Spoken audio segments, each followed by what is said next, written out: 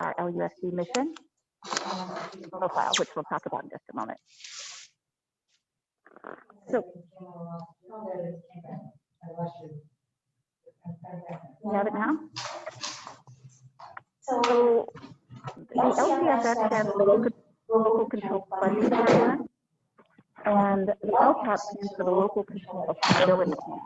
So what we're working on today is the accountability plan that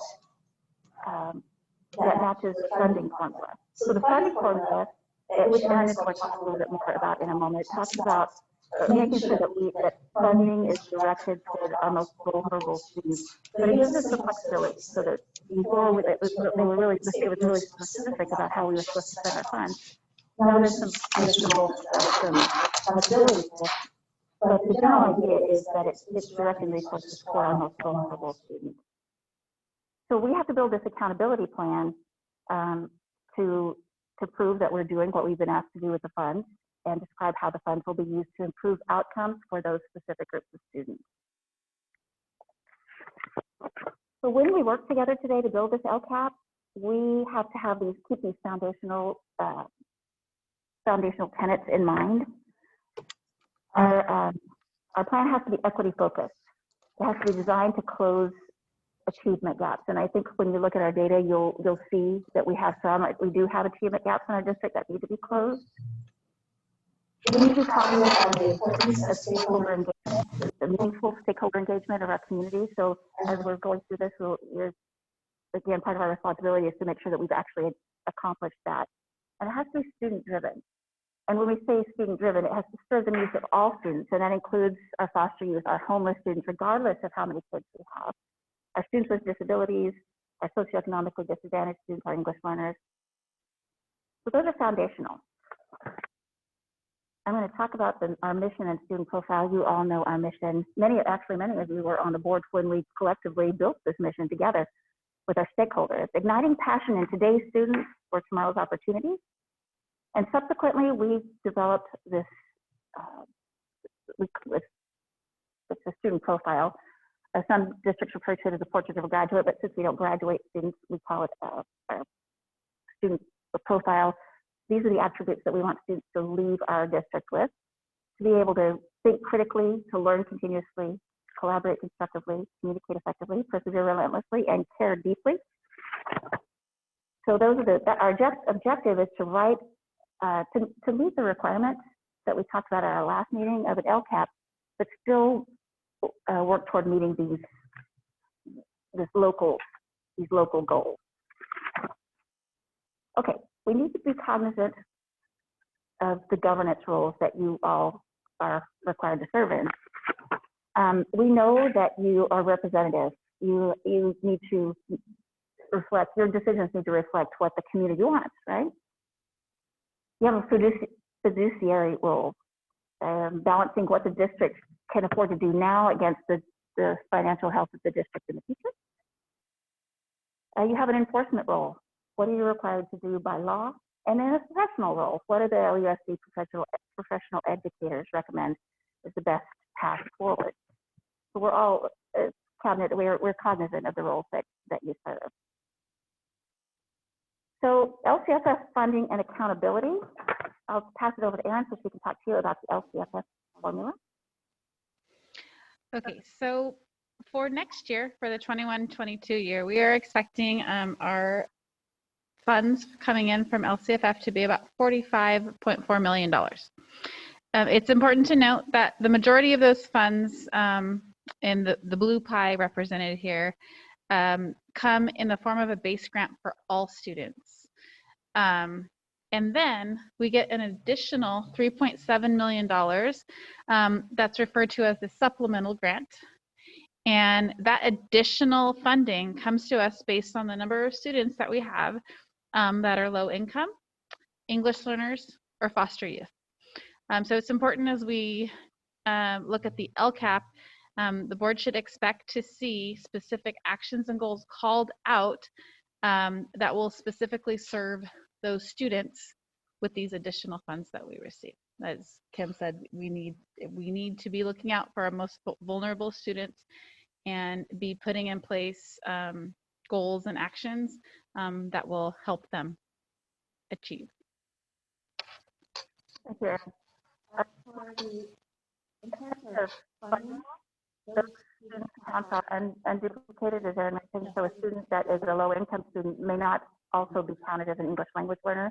But we know that many of our students may be low-income and an English language learner, or foster youth and low-income. So for the rest of the meeting, when you're looking at data, know that these counts are duplicated, and that's important as we start thinking about meeting needs of students. But for the funding formula, it's the student counts are unduplicated. Part of this process is looking at the whole LCAP process and the timelines. You'll recall that we actually did this work at our last meeting. In this presentation, there's a link to that, but I've also made a copy of it for you here. In our last meeting, we did talk about the specific parts of an LCAP, which is the budget overview for parents, an annual update. And the annual update we'll present to you at the end of this year that explains what progress we've made on our previous goals. A summary of the plan. We explained how the stakeholders were engaged. So we linked the stakeholder engagement to the actual goals that they had an impact on. Talk about goals and actions, and then the ever important that increased and improved services for foster youth, English learners, and low-income students, and then expenditure tables. On the next page are the state priorities that we have to write to. The state priorities are important for the people writing them. They're important for you that you can see that pupil engagement, pupil outcomes, achievement, those are all important. We'll take care of making sure that the goals we write meet these state priorities. Just a reminder of what our local priorities are. We'll talk about that again. And a reminder of our project timeline. I've also linked, and you have a copy of this as well, the LCAP timeline that we've developed for our district. There's a link in here, but you can see that we are right on track. We're at the point where we are having this study session in March/April, where we're analyzing and applying stakeholder data. So these are the things that we're going to do in this meeting at the bottom of this. So we're right on track. So let's take some time to talk about the district status, where we are right now. It's important that you know who our students are. At CBED's data collection point in time where we collect this data, we had 4,671 students. 2,081 of those students were socioeconomically disadvantaged. We had 805 students with disabilities. We had 338 English language learners. And we had 9 foster youth. And the foster youth and homeless are today's counts, not CBED's counts. Foster youth was 9 students and 13 homeless. July of just this past July, we had 59 homeless. So those numbers are fluctuating. But those are our current numbers. According to LCAP, it doesn't matter if you have 2,081 or if you have 9. The expectation is that you're meeting those students' needs regardless of how many kids you have. And again, remember that these all don't add up to the number in the middle. These numbers are duplicated because, again, a student could be economically disadvantaged and also have a disability, or be an English language learner and also have a learning disability. Okay, so you know that we have spent a considerable amount of time gathering community input around the LCAP. We did a thought exchange for our certificated staff and our classified staff and for parents. The certificated staff includes LTA, our classified staff includes CSEA. And here's the question we asked. What are the most important things our school district needs to think about as we continue to support all students through COVID-19 and in the next few years into the future? So we were truly we knew that parents would respond to what we need to do to COVID. But again, this is an LCAP that takes us all the way through 2024. So we needed to push their thinking past, what coming back or not coming back or safety measures. We needed to really push them forward, and we were able to get We had, again, certificated, classified, and parents. We had 1,061 different participants who gave us 1,228 responses, thoughts, and then they rated. There was 43,772 ratings, which is a really, really good response rate. And here are the top ranked thoughts from the adult stakeholders. The number one out of 1,200 responses was keeping high quality teachers. Extremely important in our school. Teachers are the number one support system for our kids, and they need more support. So supporting teachers to support our kids. That was the number one thought. The second thought is a strong focus on the social, emotional development of students is highly important through COVID-19 and into the future. So that SEL. The number three ranked thought, I think for the future, cleaning protocols still need to stay high on the caution tier. The number four ranked thought is my biggest concern is supporting the students who are falling behind academically. And number five, as we move forward into the next school year, our focus should continue to be on in-person learning for as many days as possible for all students. Which should make you very, very proud of the decision that you just made to bring us at least those two K through 5 students back and to increase the number of students that are coming back from middle school as well.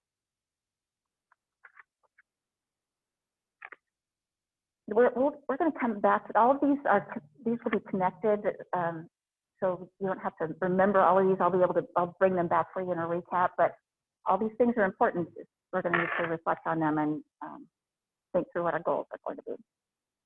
We also did a thought exchange for students, and the question there was, what are the most important things we can do to support your success at school, not only during hybrid or distance learning, but also into the future when we return to full in-person learning. So we surveyed students in grades 5 through 8. We asked the teachers to do this while they were in school. So they spent some time doing the comments, and then the following week they came back and spent some time doing the ratings. They did that while they were in class. We had 1,325 participants, again, grades 5 through 8. 2,061 thoughts, 53,591 ratings. Again, a wonderful response rate. I'll have to tell you that some of the responses were quite entertaining and had to be removed immediately. Others were quite relevant. They were really good at moderating themselves. You know how participants can report thoughts. There's machine moderation, and then also the kids were moderating each other. They have a very strong moral compass, our kids. So you can be proud of that. Here are the top thoughts. No homework. This is the number 1, and the number 2, and the number 3, and the number 4. And if I went past 50, it is the thought that came up over and over and over again. Less homework or no homework. And at first I chuckled about that. Then I reflected on the research that supports the fact that homework is of very little value. This is connected to the next thought. So again, this was thought 1, 2, 3, and 4. Number 5 was more time for creativity. Remember our student profile? And number 6 was related, so I included it. They wanted more science, more experiential learning, science experiments, hands-on kinds of things. So I included that, 5 and 6 together. Number 7, the students in 5th through 8th want Chromebooks instead of iPads. Pretty strong opinion about that. So you'll be glad to hear that. Say again? Yeah, I know, right? I know. I'm not sure what the primary grades would say about that, but I can tell you that there's been some movement. I think, and can talk a little bit more about the pilot that we're running at LMS. At LMS, all grade levels, 6th, 7th, and 8th will have Chromebooks next year. And that's through some gifts. Wonder why? Well, some of the that's what they have at high school. And so the kids, some of their responses were, I need the keyboard. And they said this will prepare me for middle school and high school. That was some of the comments. That's why they said that. move up through the grades, more and more of the work is strictly internet-based, whereas on what apps or proprietary apps like Seesaw and those that they're using, I think it's fun. Yeah, and I also think that we're kind of getting down into the weeds, but I would also say that I think the iPads are great for the younger learners. The younger learners don't spend as much time on a keyboard and do spend more time creating. They spend more time creating videos, recording themselves, doing, recording themselves and letting the teacher listen to the recordings. And so the iPads, I think, probably work for primary grades. And I can see the upper grade kids really wanting to graduate onto something that they can. It's very frustrating walking into a classroom and watching kids trying to write an essay on an iPad, literally with their thumbs. But yeah. They're pretty fast, so I'm telling you. Okay, the number 8 thought, better food. They want better food. And the number 9 thought is 4 days of school and a break on Friday. They don't want to come to school on Friday. This is, again, I'm bringing it up because it was the number 9 thought out of 2,061 and numerous ratings. The other thing that came up throughout the survey was the students wanted more breaks. I'm going to say that number 1, 2, 3, 4, 5, and 6 are related in terms of our instructional delivery. It speaks to a shift in our instructional delivery. I think that maybe 9 might as well. Students they want more breaks. They don't want to sit and get for long periods of time is what I believe they're telling us. Okay. We have this, I'm sure you've heard of it, California Healthy Kids Survey. We administer this survey to our 5th graders and our 7th graders. I pulled out the key measure out of the California Healthy Kids Survey for you to take a look at, and that is the school indicator for the indicator for school climate. It also includes substance abuse. This is what our 5th graders said. You can see all the measures here. I've taken the liberty to pull out a couple of key points there. Our students feel that there are high expectations from the adults in the school. That is a really good thing. Very pleased to report that. Even in COVID times, this was administered in December, our students feel safe on their way to school, on their way home, and they feel safe at school. I thought that was a great, that was really good. Here are the areas of concern. Meaningful participation. 47% of our students feel like they have meaningful participation at school. And then you'll look down, this is 5th graders, 16% indicate alcohol or drug use.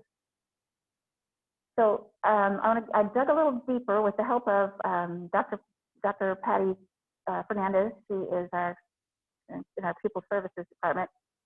So we did some analysis there, and here's kind of what we found out. When you look at students' perceptions of the health risks of cigarette use and vaping, you can see that our students say, yes, we think 95% of students say, yes, smoking is very bad. And vaping is very bad for a person's health. That's not good. Look at their perceptions about alcohol and marijuana use. It's a little more mixed. Right, so I think that in our parents' efforts, our efforts, we spend a lot of time talking to our kids about how smoking is bad. And maybe through our social emotional learning, we need to shift that focus so that we're also talking about these types of things. Interestingly, 5th graders, 32% don't know what marijuana is. So what we don't want to do is introduce a concept to students that they don't know anything about. So that's a fine line that we have to be careful with. But we do have this, for our intents and purposes here today, it does speak to the need for continued social emotional support, in my opinion. Please feel free to stop me.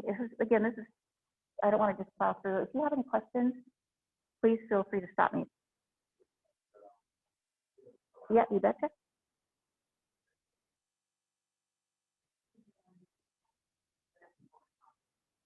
There is somebody in the audience? I had a question. So, when we talked about meaningful participation, how are we defining that? I'll get to that in just a second. If you'll hang with me for just a minute, we looked at meaningful participation and alcohol and drug use over the course of several years, just to see if there were any trends. You can see that meaningful participation has been pretty low for several years now. It inched up a little bit just recently in December, but it's been in the 40s, at least below 50% for a considerable amount of time. And you can see there's been some fluctuation in alcohol and other drug use. It was 12, went up to 18, dropped down to 14, went up to 16. So it's certainly not as high as it's ever been, but it certainly pops up on our radar, right? So let's look, to Andrew's question, let's look and see. Here's what meaningful participation means. This is the question that fifth graders got on the California Health Institute survey. So it asks, are you given a chance to help decide school activities or rules? Do the teachers or other grown-ups at school ask you about your ideas? Do the teachers or other grown-ups give you a chance to solve school problems? And do you get to do interesting activities in school?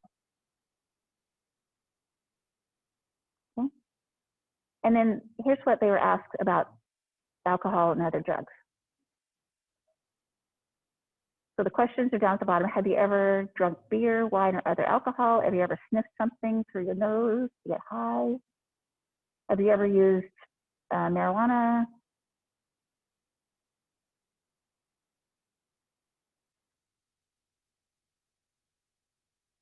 Okay. You ready to move on? Okay. All right, we also surveyed our seventh graders. Same measure, same time. And here's what we found from our seventh graders. And their measures are a bit different.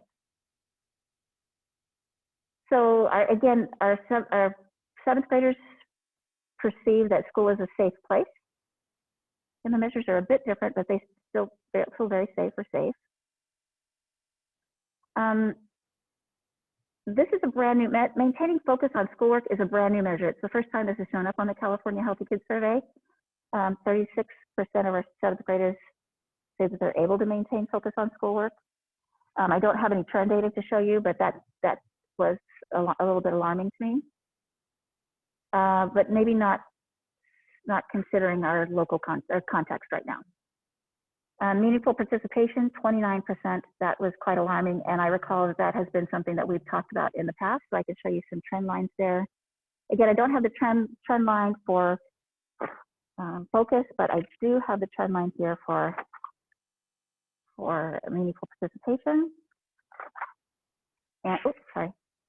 And you can see that it has gone up and down, but really 29% of kids feel like they're engaging meaningfully. And I'll show you what it asks. I do interesting activities. I help decide things like class activities or rules. I do things that make a difference. I have a say in how things work, and I help decide school activities or rules. So generally speaking, our students, our seventh graders, don't feel like they participate meaningfully.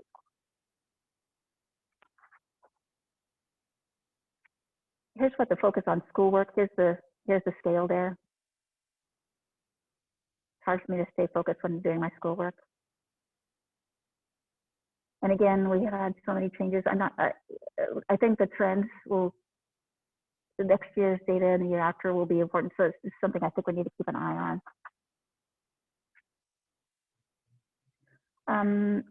If there are no more questions about the California Healthy Kids Survey, I'm going to turn it over to Erin to talk about the input that she received from the Budget Advisory Committee.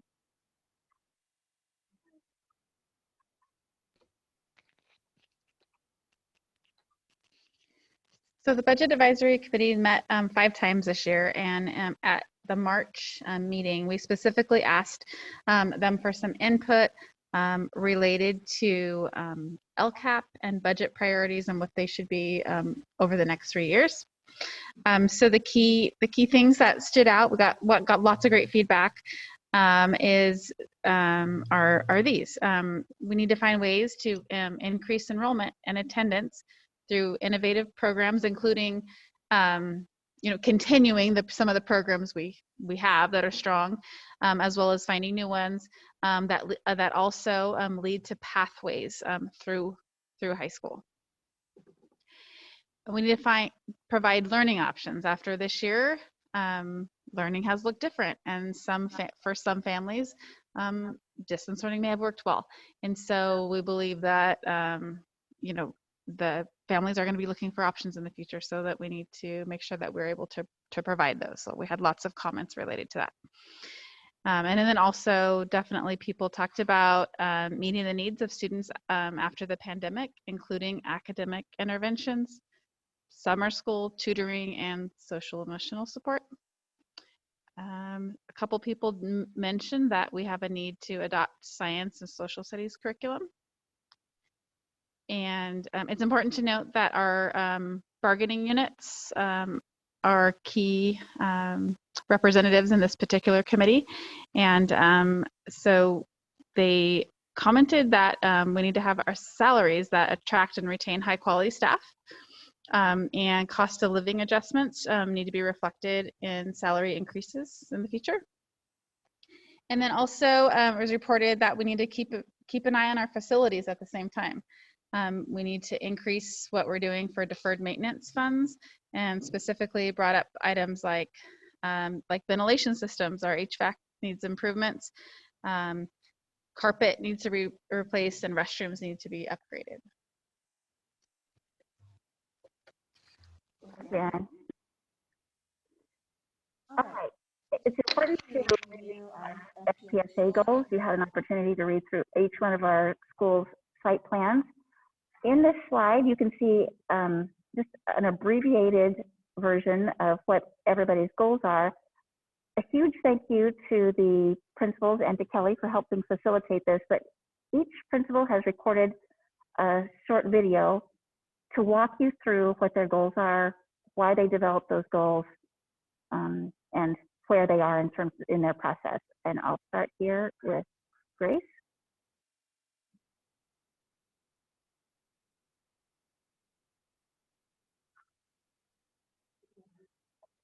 Oh no.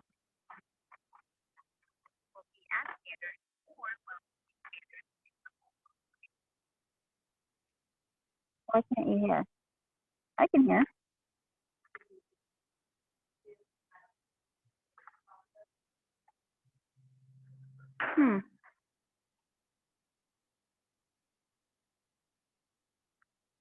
I don't know. What's that?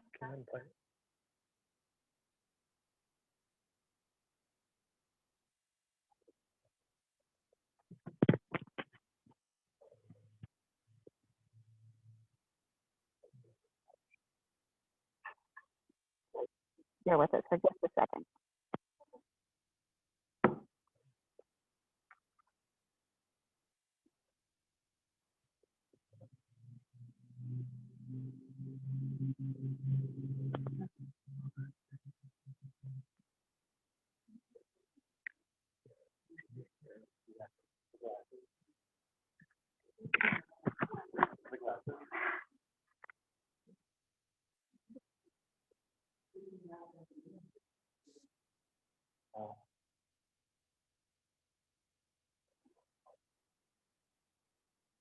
No.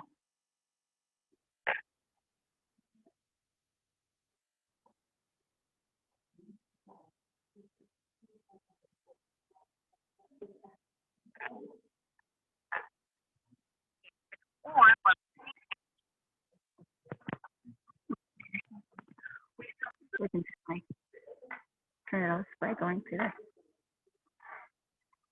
Can we turn it off here?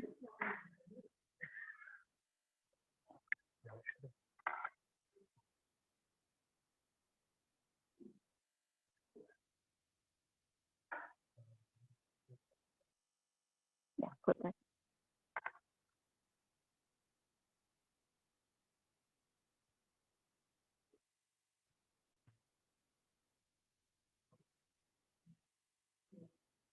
How about if I just put it through my somebody can hit it probably, right?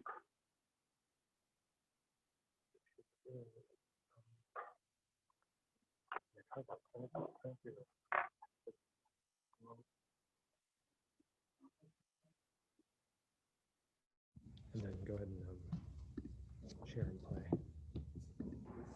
Hi, my name is Grace Cox. I'm the principal at Riverview International Academy. This year, we're working on 3 sets of goals. Goal number 1, 69% of 3rd through 5th grade students will be at standard or will exceed standards in the overall area of English language arts. We selected this goal because we want to improve our students' academic achievement in language arts. Our action is to continue high quality, standards aligned classroom instruction and provide teachers with time to collaborate. Our At Promise students receive interventions in reading, and we use NWEA MAP ELA data to determine its effectiveness and respond accordingly. Goal number 2, 73% of 3rd through 5th grade students will be at standard or will exceed standards in the overall area of math. We selected this goal because we want to improve our students' academic achievement in math. Our action plan is very similar to goal number 1, where we continue high quality, standard aligned classroom instruction and our At Promise students receive math intervention. We use NWEA math data to determine its effectiveness and respond accordingly. Goal number 3 is to increase student social emotional health. We selected this goal because we want our students to make responsible decisions, resolve conflicts, set goals, improve relationships, and feel and show empathy for others. We see a significant reduction in the numbers of students' behavior issues due to the smaller classes this size this year. We use data from California Health Kids Survey, attendance record, and data from SUMS grant to monitor progress. Our next step is to continue to focus on student growth and use data and goal setting process to monitor and improve our student learning. Thank you. All right, here's Mr. Mullen. Hi there, Steve Mull, Lakeside Middle School, here to share with you our site plan goals. Starting with mathematics. For the past several years, we have really been focusing in on writing in mathematics. However, this year, because of all the COVID situation, we have decided to really focus in to make sure all students are achieving in mathematics. So our goal is every student will show mastery of at least 80% of the grade level standards as measured by unit assessments. And at this point in time, our 6th graders are at 76%, 7th grade at 80%, and 8th grade at 72%. We will continue to monitor this and provide extra supports for all the students that need it. Our English goal, it revolves around the listening and speaking skills. We selected this because traditionally our CASP scores are higher than the state average. However, this is one area where we saw that we could use some growth. So first we had to determine what listening and speaking goals look like and what it looks like when students achieve it. So we used a program called ListenWise, and at this point in time, we're seeing 12 to 18% of growth over the beginning of the year in this area. Again, we will continue to monitor this and hopefully show a lot of growth by the end of the year. Our social emotional goal revolves around our crew classes in the student profile, specifically the characteristic of caring deeply. But we do look at all the areas of the student profile when creating our lessons for our crew classes, which is like an advisory class. So our goal is to increase student connectedness and students' perceptions of caring adults on campus. And based on the California Healthy Kids Survey, we have shown growth in both of those areas. Thank you.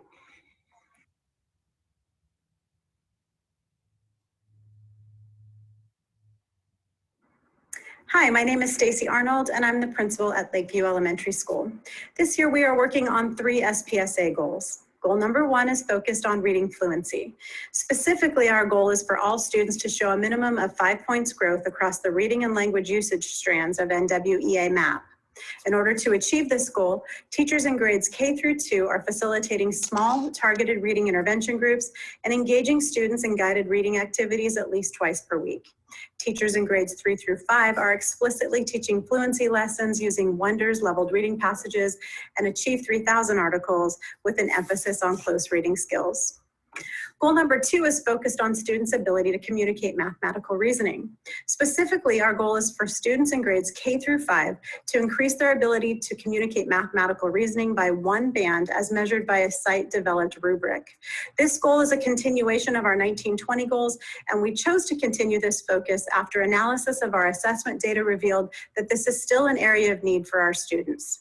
To support this goal, teachers are explicitly teaching students the tools and strategies for communicating mathematical reasoning by solving word problems, as well as introducing and reinforcing academic vocabulary during guided instruction on a weekly basis. Goal number 3 is our social emotional goal. As a staff, we feel strongly that in our current educational landscape, it's more important than ever to develop meaningful relationships with our students. In an effort to achieve this goal, teachers are conducting morning meetings or community circles on a daily basis. Also tied in with this goal is an emphasis on parent communication and engagement of our stakeholders. Our next steps are to continue to monitor our progress on these goals by analyzing our winter and spring map data, as well as our end of the unit and district benchmark assessments.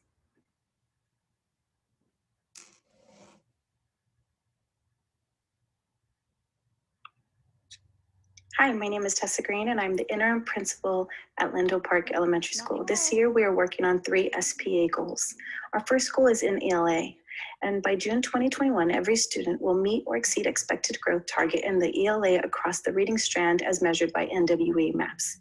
Looking at our in-depth analysis of 2018 CAS scores, we noticed that 33% of our students did not meet grade level standard in Claim 1 reading, which has been identified as our greatest area of need.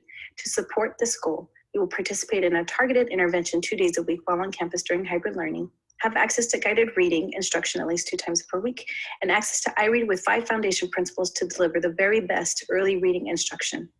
In grades 3 through 5, we'll also have intervention supports for those students 2 days a week, and we are also using our passages from our Wonders curriculum for leveled readers. Goal number 2 is in math. By June 2021, every student will meet or exceed expected growth in the math targeted problem solving and measurement data strand as measured by NWA maps. To support this goal, we'll participate in targeted intervention 2 days a week on campus learning. We'll have access to district-wide everyday math curriculum at least 2 times per week, and students will use STAR, fall, and interventions to help support academic math facts. We'll also have access to everyday math curriculum at least 2 times a week and Imagine math facts for problem solving strategies.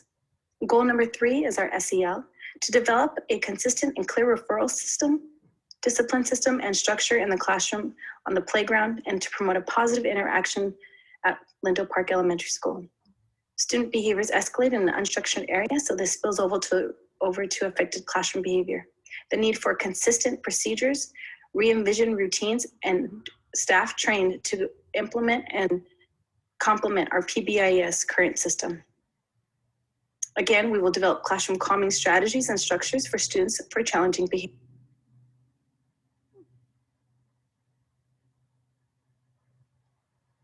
Hi, my name is Leslie Hardiman, and I'm the principal at Tierra del Sol Middle School. This year, TDS is working on 3 SBSA goals. Goal number 1 is meaningful assessments that drive meaningful instruction, providing opportunities for teachers to analyze data and ensure their analysis impacts their instruction. We selected this goal because we wanted to make sure that our daily teaching is making achievement impacts for all of our students. With no CAS scores, it is imperative that we continue to assess our students in all of their content area classes, and analyze the data to see where the identified gaps are, then devise a plan to reteach to ensure every student understands the content standards and can apply them in different environments. Goal number 2 is surrounded around our LUSD student profile of Persevere Relentlessly. TDS will decrease the number of students on the trimester ineligibility list by 30% compared to each trimester by increasing learning opportunities focused around Persevere Relentlessly. We chose this goal to ensure that we are providing the necessary supports for all of our students and teaching students valuable lessons and habits that will allow them to succeed far beyond middle school. Goal number 3 is ensuring that all classrooms will accommodate all types of learners. This includes all combinations of learners that we have had this year. We continue to get feedback from teachers and students about the types of environments that they learn best in. Our next steps are to continue to monitor these goals as we finish our school year and to continue to find a way to support our teachers while they work on these goals. Thank you.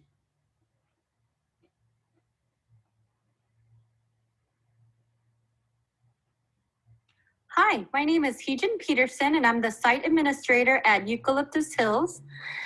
We have a TK only school at Eucalyptus Hills, meaning our students are all 4 years old when they begin with us in the fall. Our first SIPSA goal is our English Language Arts goal.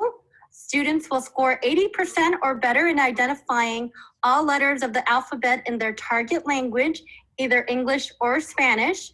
And we accomplish this by our teachers who model and teach and promote daily practice of a well-defined play-based program. This year's special focus has been paid to our interactive notebooks that we are using in class and via distance learning. Our second goal is our math goal. Students will be able to identify numbers 0 through 20 in the target language, either Spanish or English.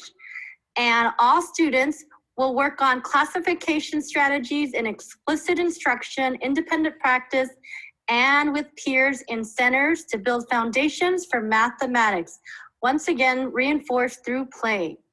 Our final goal is the social emotional goal, and it's to improve a level by students and teacher survey. Our focus, if you have noticed, is a play-based activity and curriculum focused on fostering healthy relationships and interactions with adults and peers. We are very proud to set up our students for success for their entire academic career. I apologize for the lag. Andrew's working on it, but hopefully you can get. Hi, my name is Jim Rosa, and I'm the principal at Lakeside Farms Elementary School. This year, we're working on 3 goal areas under our SPSA. The first goal is in the area of mathematics. We are working to increase our students' ability to have mathematical reasoning. Within this goal area, students will be able to explain the process of how they come to determine an answer to a problem. Our second goal area has to do with the reading level in language arts, and we're using the Lexile level of students as assessed through NWEA MAP. Within these 2 areas, we're utilizing our impact teachers, also known as intervention teachers, to help support the students and give them impactful time to help close the gap of any struggles that they may have. The third goal area that we've been working on and continue to work on is under social emotional student well-being, and specifically students feeling connected to school. We've been doing a very good job working on this goal. One thing we've done a little differently at Lakeside Farms is we've made sure that students connect daily with their teacher, whether they're in person or at home for their learning. So if you have a hybrid student, that hybrid student has been connecting daily with their teacher, and in addition to their teacher, with their impact teacher for 30 minutes a day. That way students can feel connected to school, even through the COVID pandemic and through our current reality of the hybrid model. We'll continue to work on these 3 areas and look for student growth and improvement, and can't wait to report back with some progress that we've made.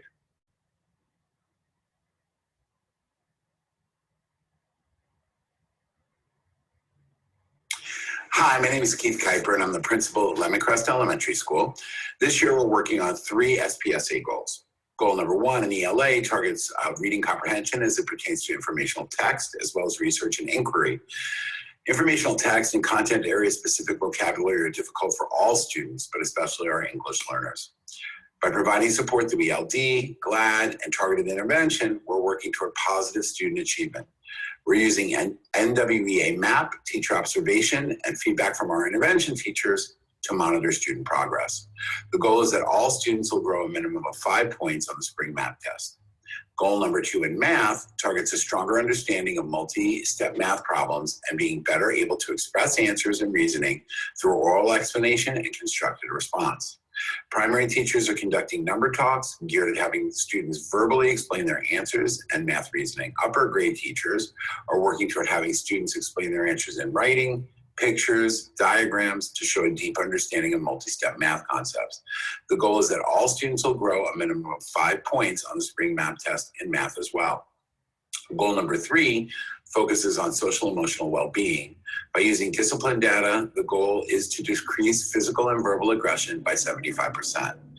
By following the principles of responsive classroom, conducting daily morning meetings, and setting and enforcing peaceful playgrounds expectations, we've already met this goal this year. Next year, we're looking forward to implementing a PBL track. By targeting and calibrating standards, we'll be able to provide more opportunities for student-led learning, which supports our school goals.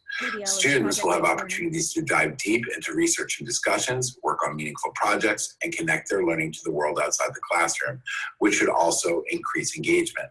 PBL also will give opportunities to connect our academic goals with the social emotional component of the school day.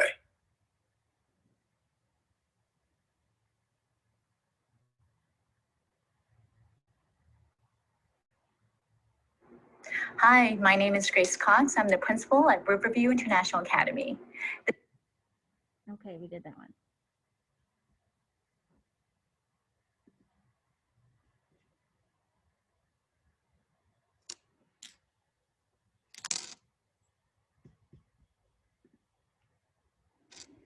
All right.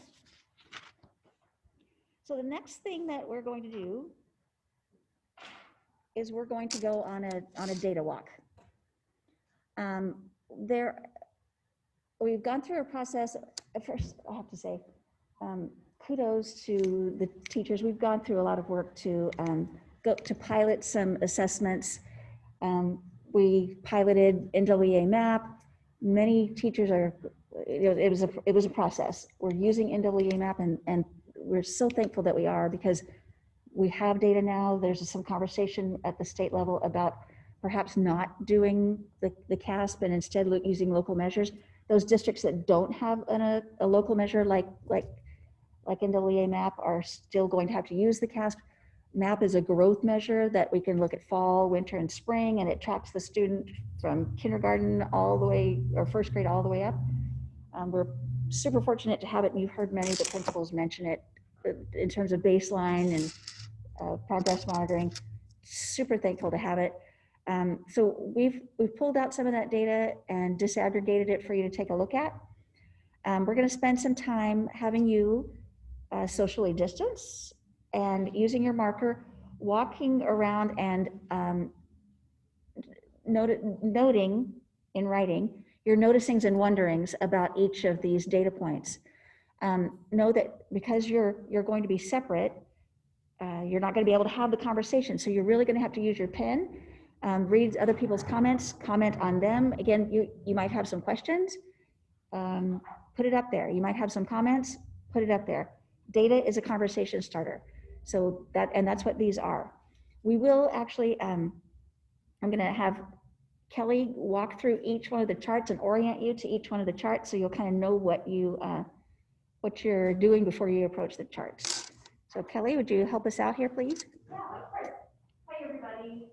So your Ed Services team worked together with the PPS team to provide you with all 12 of these charts that you see around the room. We're going to start here. We're going to focus on 3 separate areas, which is academics, school climate, and school engagement. We're going to start with your LUSD reading math growth. So this chart here, you'll see it's reading number 1. This compares our students here in Lakeside to our students here in Lakeside from last year to this year. So the same students are included in both of these yearly metrics. These students are also disaggregated by student groups. So you'll see all students, then you'll see SWD, which stands for Students with Disabilities, SED, which stands for our socioeconomically disadvantaged students, and then EL for our English learner students. So again, this is comparing our growth over the last year. As we move on to charts 2 and 3, we've actually disaggregated the growth by site. So here on this one, we're really looking at our elementary sites for grades 2 through 5. We're looking at Lakeside Farm, Lakeview, Lemoncrest, Riverview, and Lindo Park. Now you will notice on this one, as well as for math, that Riverview and Lindo Park don't have indicators for last year. This is because, as Dr. Reed said, they were not part of the original pilot format. So this is the first year that everyone is doing it district-wide in grades 2 through 8. As we move over to chart 3, these are our middle schools, both LMS and TDS. Just like on all 3 of these charts, you'll see them disaggregated by student group. Then finally, we're going to take a look at our students compared to students across the country. So these are your norms. Norms really rank our students in relation to other students. So for example, if you, let me back up. Percentiles is how it compares everybody. So the way that we read this is our students performed as well as or better than a certain percent of students. So let's say, for example, you're thinking about a percentile. I have a 13-year-old daughter whose birthday is today. And if I were to take her to the doctor today, I would figure out how it actually height is, right? And I could go online and I could compare how tall she is against other 13-year-old girls in the country. The one thing that MAP does really, really well is they make sure that instructional time is considered. So going back to my daughter, if she's a 13-year-old today, her score might be a little bit off if it was a 13-year-old at 6 months, like 13 and a half, right? Her score would be a little bit low. So this is taken for our LUSD students. The students are compared to students with the same instructional weeks. So it's super, super precise. And these are disaggregated by all students, socioeconomically disadvantaged, students with disabilities, and our English learners for both years. So that is our reading area. Then I'm gonna walk over here. Can I interrupt you for just a second? Just like Kelly said, chart 1, 2, and 3, we're comparing our students to our students 2020 to 2021, and chart 4 for ELA and math is when we changed to so where we're comparing our students to students across the nation. It's important to note that these norms, the national norms that we're comparing to, are pre-COVID norms. These are norms that were renormed in 2020. So they don't have norms based on how students perform across the country in COVID times. The data is still relevant because you can look at where we were in 2020 versus 2021, and you can see where we are in terms of where everybody else is. Everybody else is in the same boat too, right? Right. And then again, percentile, as Kelly mentioned, you know, if your student is if your child is at the 50th percentile in growth, that means 50% of the kids are taller and 50% of the kids are shorter, right? 40 percentile, 60% of the kids are taller, 40 or lower. It's shorter, it's the same concept. Sorry, Cal. It's all good. So next we're gonna go to math. And the same pattern that you saw over there with reading follows for math. So again, it's comparing our students to our students, and it's disaggregated by student group. Over here, again, you'll see grades 2 through 5 by site. Once again, Riverview and Lindo Park do not have a last year indicator. Grades 6 through 8 for LMS and TDS. And then once again, our students compared to students across the nation in math. So these are our academic indicators. The next indicator that you can look at relates to student engagement. So we have this down here all about chronic absenteeism, which is defined as students who have missed 10% or more of their instructional days of school. Then over here we have our school climate data. This relates to student suspensions. So how many students were suspended historically over the last several years? So you'll see all of that data disaggregated. Then finally, over here we have some data that's just a little bit different. And this is middle school rates of students who received D's and F's on their report card for trimester 2. So you will see it for English and math, comparing last year to this year, with TDS being red and LMS being blue. I'm saying that this one is different because D and F's are not standardized. So it's very much in a local context. So keep that in mind as you're looking at this data. What questions can I answer? Kelly and I will be walking around. If you have any questions, you can ask us about the technical aspects of the chart, the pragmatic or the pedagogical questions. Make sure you chart those down. Again, these are conversation starters. Again, please try to maintain your social distancing. And use your pens. We'll be at this for about 15 minutes. I'll check you at 15 minutes to see if you need more time, and we can extend it to 20 if you need more time.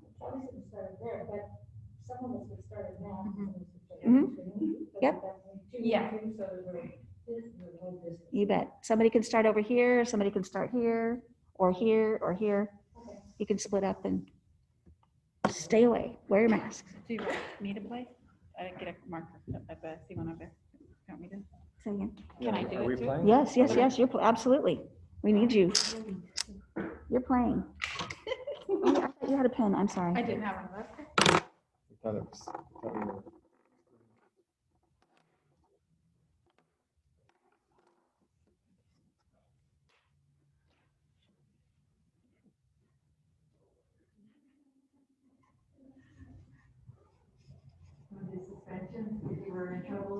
Oh, yeah. I have a hard time believing Andrew was ever. I don't think so either. I don't remember him. Questioning authority, maybe. That's good. Maybe. I like that. I do that a lot. Maybe.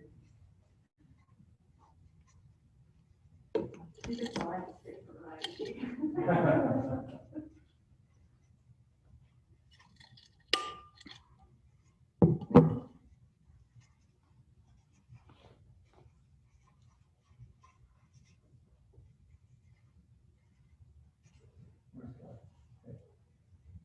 go.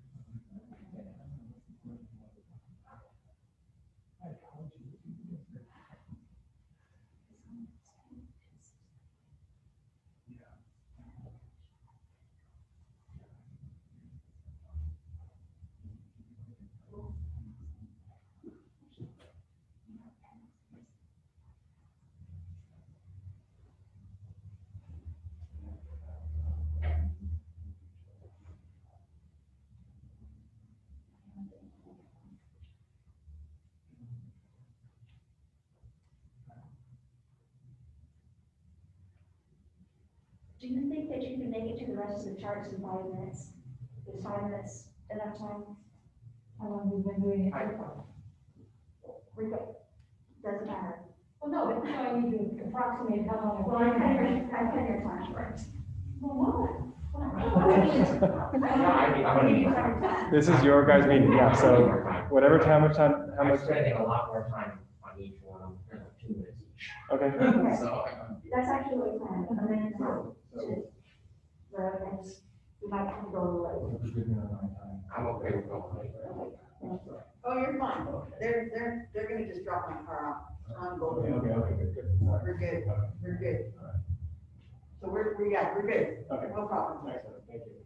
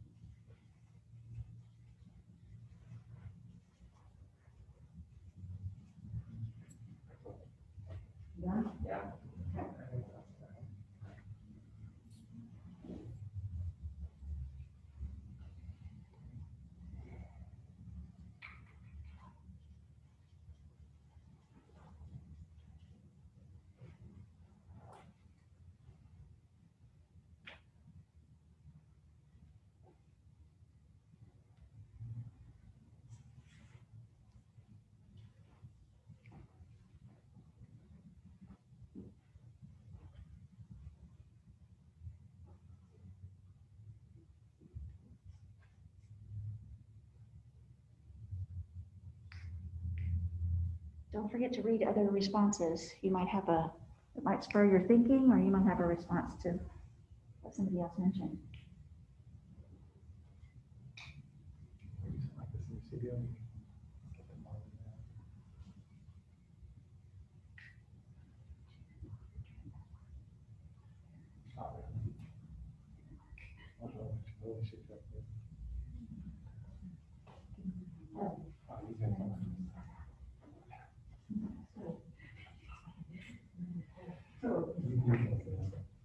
Our students are in it right now. This is the. These are our students. And our students this year. I like to tell everyone, so they're part of it. 100. I was more perspective. That was where we're at. Yeah, I put it in the bottom. This year, our sensitive with that. Okay, right. This is pretty much art is our for the norm all over everywhere. This is just social economic development. It's not compared to everybody else's social. Okay. So we're not the bottom 27% out. I think this is as good as half the. Right. So on the other chart, all of our English learners grew a lot compared to the year before, but here we're really. So they grew compared to last year versus this year. They grew. It's more across the nation. They didn't grow. No. To make a difference. Right.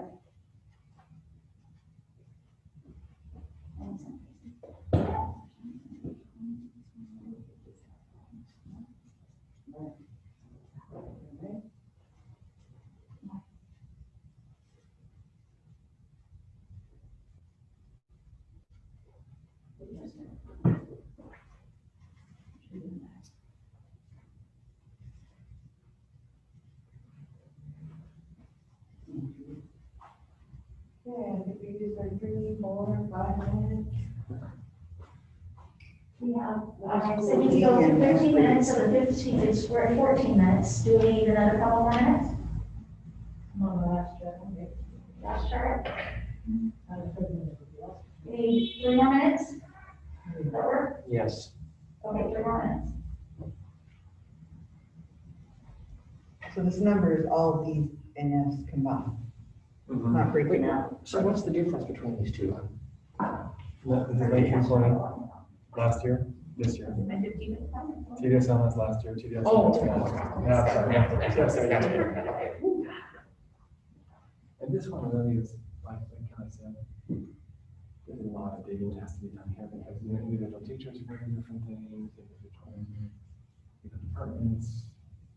I mean, you can see.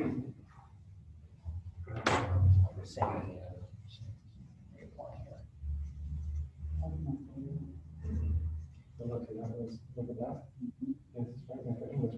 They gave Lusd and F. Two were using Lusd. I'm sorry.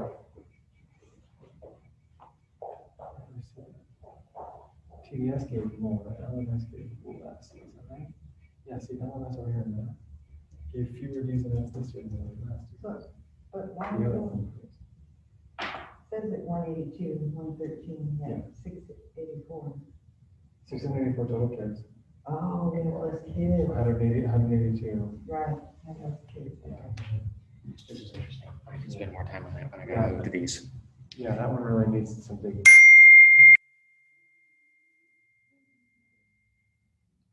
Yeah, that's a good question. Whoever's Brown, who is Brown? Aaron's Brown, yeah. How do they get those grades? And that's really when I started, the first little scratch you start to do, it's mostly on work completion. Kid turned in the thing on Monday, but it was due on Friday, he got a 0. Really? In some classes. In some classes, that's right. In others, it's like, you get the work done, you're fine. I'll deduct a point or something. Or tests that, you know, one class allows reviews and the other. Yes, or some of You them. take a test or for full credit, or do you not get to take it? Right. You take it. Right. This is a perennial problem. Is the goal learning the material or Right. doing well on the test? Right, or turning your stuff in on time. And they'll always say, well, in high school, they're gonna be required. Really? Okay. But if the goal is learning style, then let's talk about that.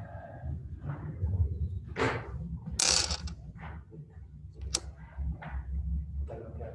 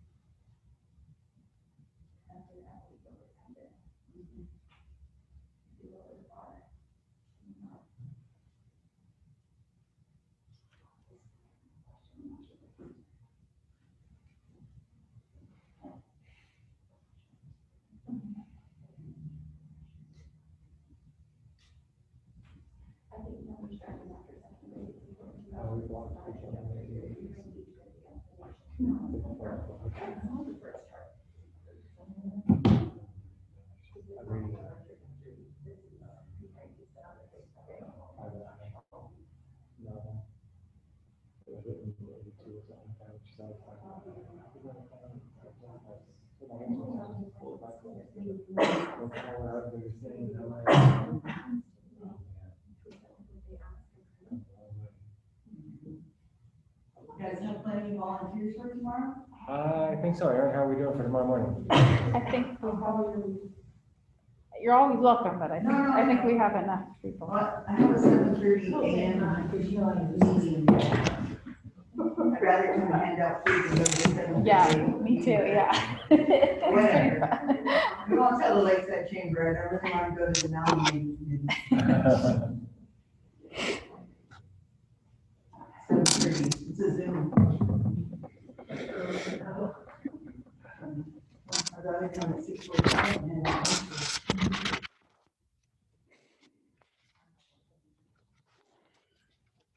Okay, everyone, thank you for your thinking around this. We're going to debrief what you found in just a moment. I'm going to roll through, we're getting into the strategic thinking aspect. I want to remind you what our goals are and what our goals have been in the past before we head back into this conversation about what we found. Remember that the board goals are centered around academic achievement. All students will make academic growth in order to reach mastery of grade level standards, individual goals, and development of the LUSD profile competencies. And then on the right are the LCAP goals, so you can see that they're aligned. So the first LCAP goal is all students will make academic growth in order to reach mastery of grade level standards, individual goals, and development of the LUSD profile. So the second board goal is around social emotional well-being.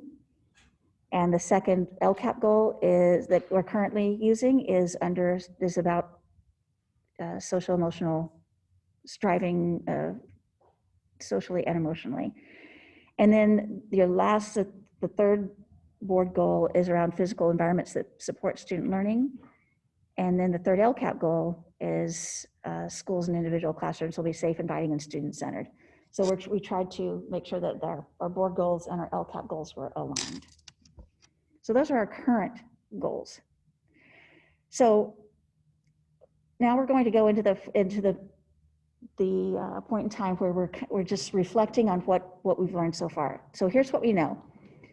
We know that the student groups that we have to address in the LCAP are students with disabilities, socioeconomically disadvantaged students, English learners, foster youth, and homeless. And you know that we have each of those student groups in our district. So now we're going to talk about what the data tells us. So based on what you noticed, your noticings and wonderings, we're going to take some notes here about academic growth, the first three charts over here. What do the data tell us about academic growth? What are your thoughts?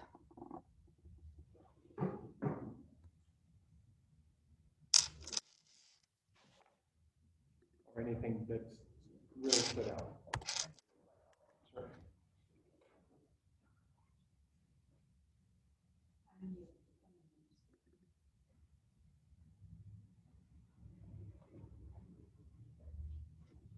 That we could have more growth. Sorry, say again. That in some areas there's not, it's pretty much the same or just, we're flat. Oh, sorry, Kelly, go ahead. I'm typing it. Kelly's typing your notes and your comments, and so am I.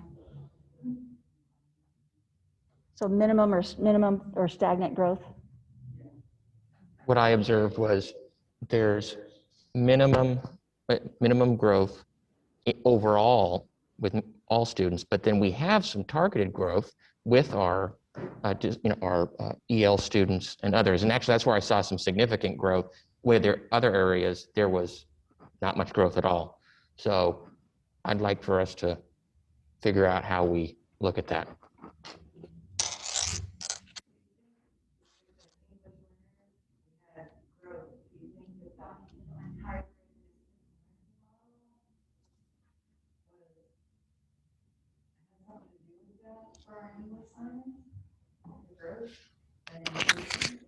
There was somebody that made a comment about maybe the smaller group size and the more specialized. Laura, that might have been you.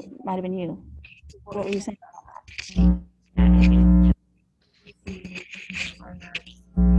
Across the board, across math and everywhere, had the largest spike in growth. And with our way we're teaching right now, they get a little more individualized education than the others. So that could be why we're seeing that more, because it's more targeted. Yeah, I would say that they get, with the smaller group size, they get more individual support. I don't know necessarily than the other groups, but definitely more than they had in the past. The thing that I would also note there is when you look at the growth with our English language learners, their baseline, or the year 2000, they were much lower than everybody else. And even with the significant gains they make, they're still much lower than everybody else. So while they did make some significant gains across our district, our English language learners are struggling. That's what it looks like to me, even with the significant growth that they made. What else do you note?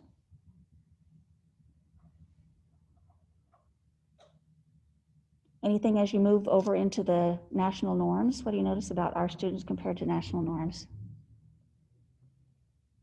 We're just not doing well enough. we're still really low in comparison than I think where we could be.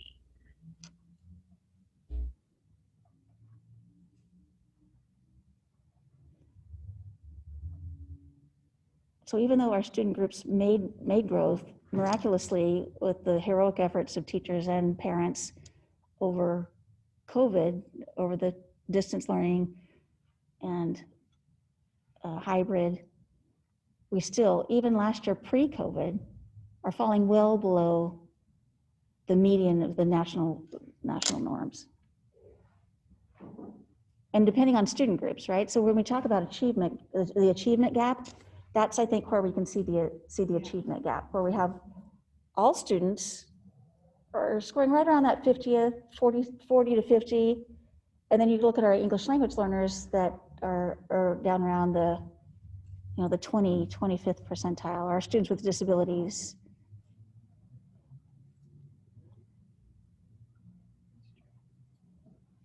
It's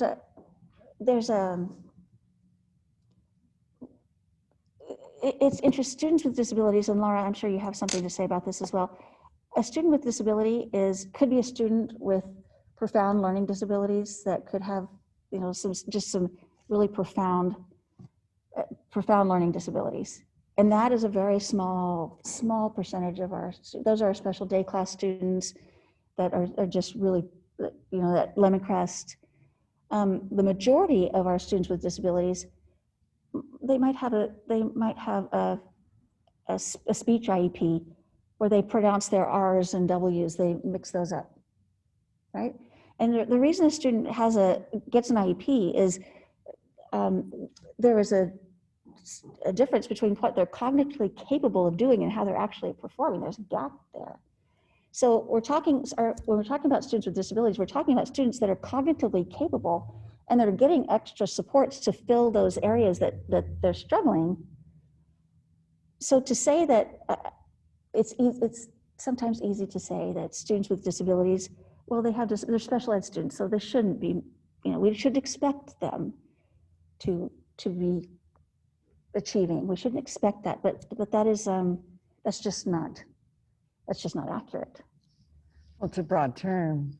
I mean, you have some that are nonverbal, or you have ones that just need extra time when they're taking a test.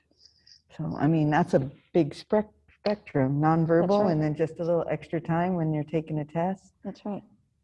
Yeah, that support that they're getting in their IEP and the minutes that they're getting is to bridge that gap so that they are performing with the rest of the class. It just gives them that little extra boost to get them more proficient, or to take those little things that maybe impair them from doing it, that extra time to take a test or that preferred seating location. It comes down to even those small little things, and maybe it's not minutes that they're getting in services, but it's a preferred location. It's a seat that wobbles. It comes down to minute little things that could make that big difference. And remember that our students with disabilities, aside from our special day classes, spend 50% or more of their time in the general ed classroom. I mean, they could have a special ed teacher or an RSP teacher pushing in a couple of days a week, but a majority of their time is spent in the general ed classroom. So we're really kind of talking about supports that we need to put in place for our special ed students in the general ed classroom, I think. Anything else? Any differences between math that you noticed and reading?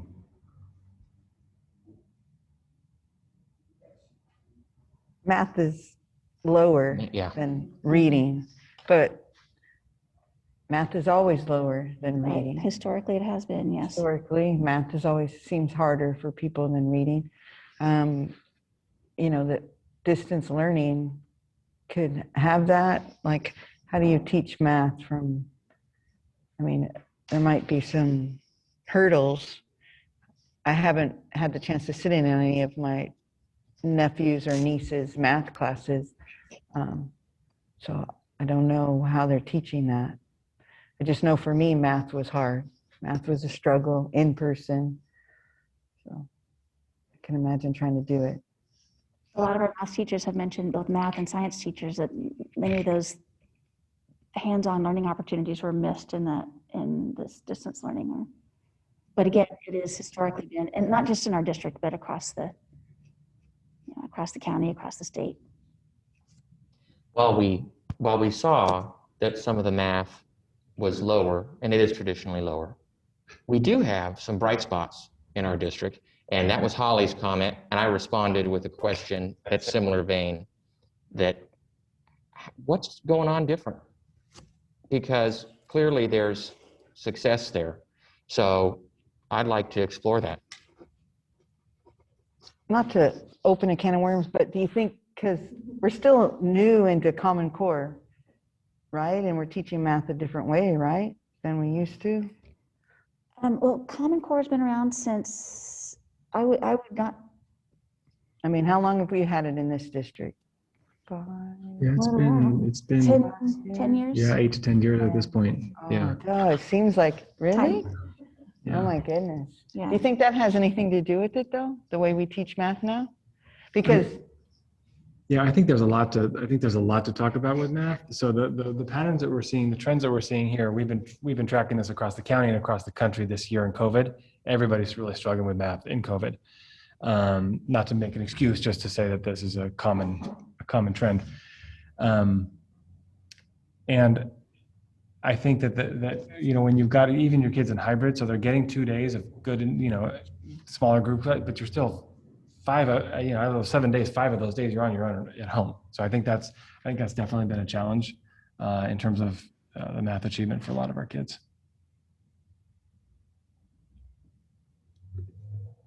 What about DNF rates?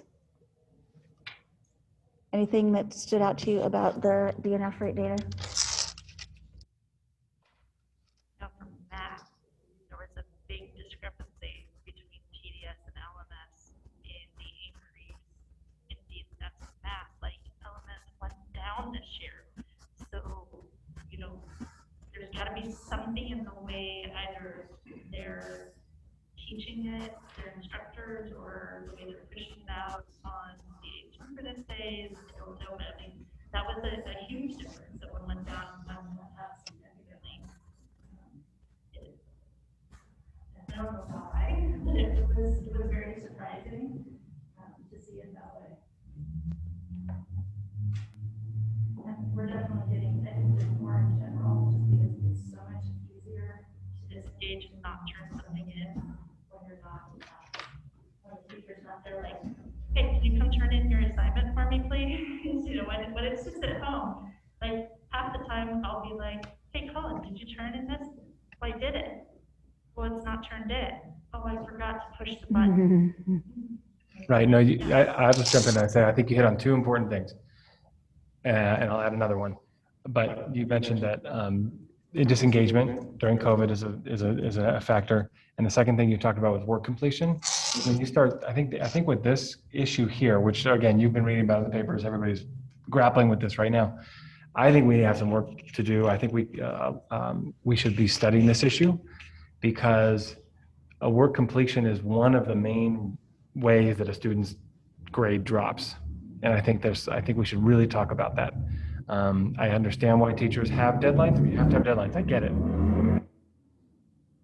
But I think we ought to talk more deeply. I know Kim's got a group actually doing a book study right now on grading practices that we'll want to bring back to the board at some time, because if a student, I guess, I don't not to get off on a side conversation here, but are we grading based on the student's learning, or are we grading on other factors that are getting in the way and then producing this, right? I went to a grading session at CSBA last year, and they talked a lot about grading and how, so a student fails a couple of tests at the very beginning, and now it's like, well, forget this, I can't ever get out of this, so forget it. But to grade differently so that you could let the student retest, you could let the student, so that the student can actually see that there's a possibility that they could get a decent grade, rather than thinking, oh, I'm doomed, it's over. And so we need to somehow, and I don't know if that's the problem here or not, but Yeah, and LMS has been working on their math, and they have, that's the only one that went down was their math DNF rate. So, Well, I'll just, Andy, I'm real familiar with how Lindo Park, how the elementary grades work. Refresh my memory on how TDS and LMS go to school. I don't have any middle schoolers. So they go 2 days a week, just exactly like the Yes. elementary, yes. with the exact same amount of time spent No. on campus? No, that's the difference. Okay, go ahead. So for the middle school, elementary will go currently goes 2 days a week. A cohort gets all their content, all their classes on Monday and all their classes on Tuesday. And then B cohort, all their classes on Thursday, all their classes on Friday.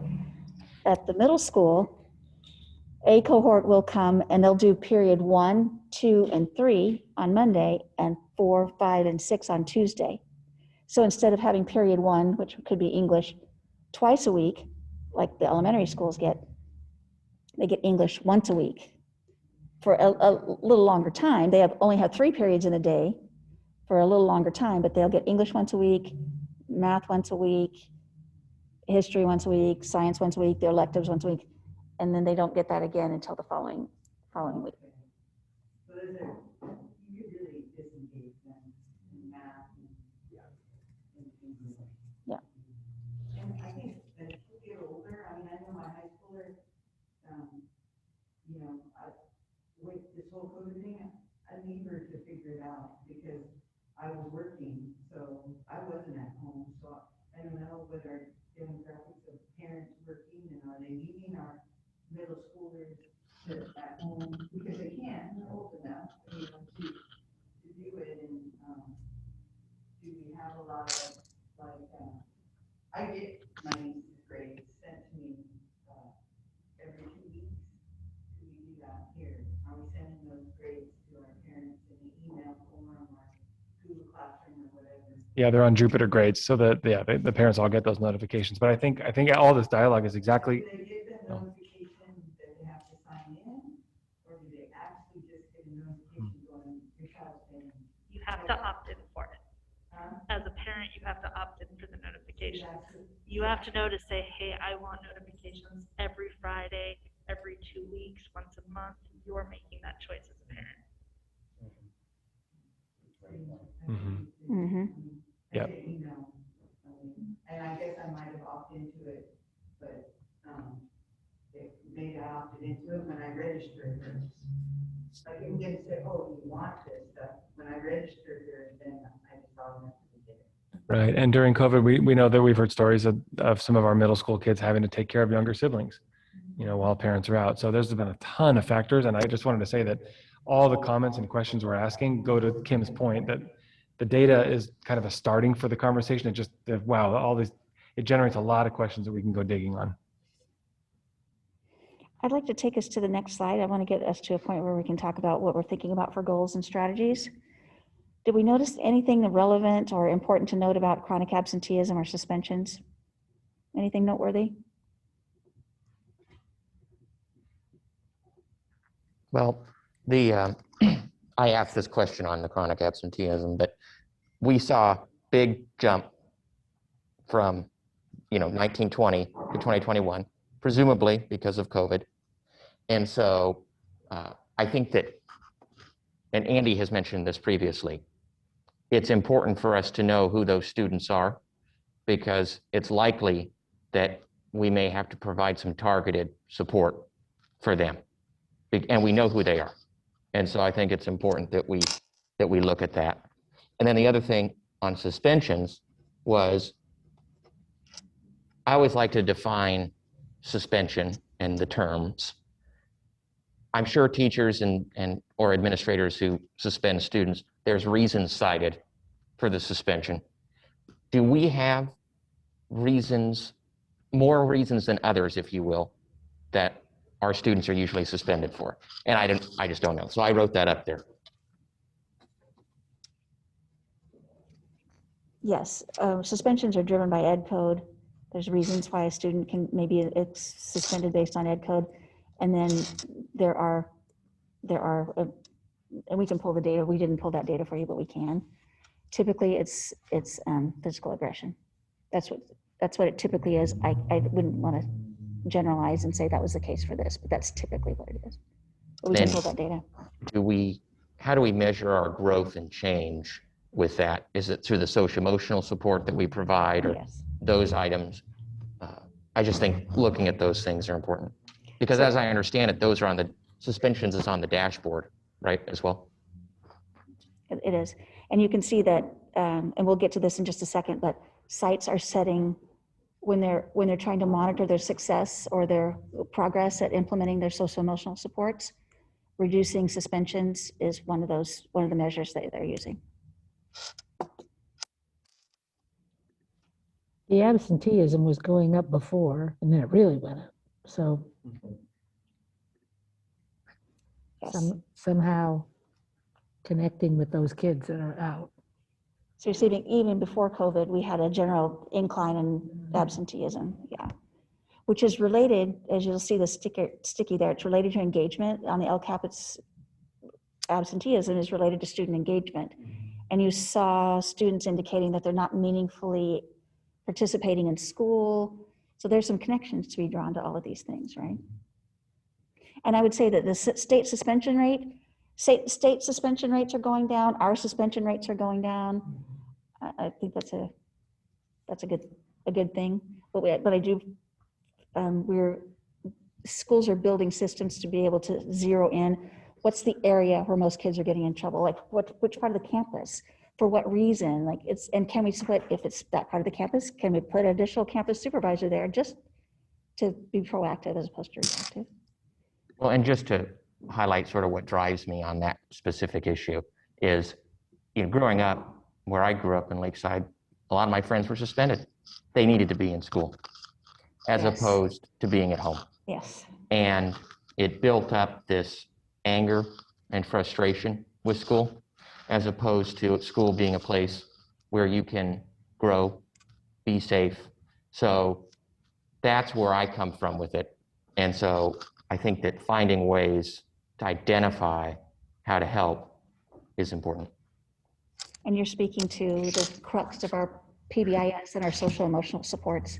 So I think your point is well taken, and something that needs to be reflected in our LCAP. Yeah, I agree 100%. And there are certain ed code provisions that we're required to suspend them, right? If they bring a weapon to school or whatever. But for most of them, I agree with you 100%. I mean, it's a day off, or it's another way to disengage, and then it's just a burden on the parents, or they leave them home for the day, or they take them to work, and it just doesn't.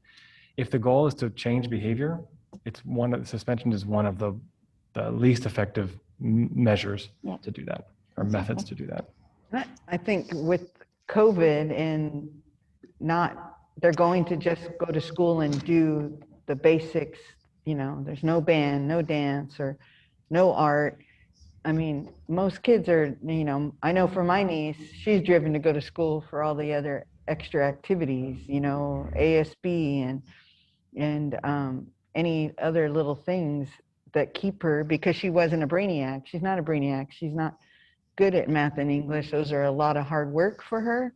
But the other stuff that she was good at kept her in her seat to get her to go to school. She knew she had these activities, so she wants to go to school that day. I think with COVID, we have less of that, and that could keep a parent from having a hard time getting their kids to school because, oh, I'm going to go to school for an hour. Like for my niece in high school, she has to be there at 7:45, and I have to pick her up at 10 o'clock. Okay, 7:45 to 10 o'clock. In my niece's head, it's an utterly complete waste of her time. It's a complete waste of her time. Why would I even want to? So I think the middle schools, probably as they get older, they think that way too. Elementary, it's easier, but middle school and high school, when you're only letting them go for an hour and there's nothing extra to do, it's easy to stay home. All right, let's recap. So we just talked about what the data told us. Let's talk about what our stakeholders have told us. And you'll remember that in the top thoughts, our adult stakeholders, our teachers, our classified staff, our parents said that we need to support teachers to be able to support students, and we need to return, but we need to return safely. I'm just recapping the several slides before the top thoughts from the adults. Feel free to add anything if you took anything more from that than I did. Students want less homework and more creativity. They want Chromebooks in the upper grades. They want better food and more breaks. Anything to add to either one of those? Is that kind of what you took from it too? Our committees talked about the need to increase our strategies to increase enrollment. They want supports for students, both academically and socio-emotionally. They want to invest in safety, including our HVAC systems, to be able to provide those systems that we can put those heavy duty filters in, and other things like some facilities that have been neglected. And they mentioned investing in staff in terms of compensation.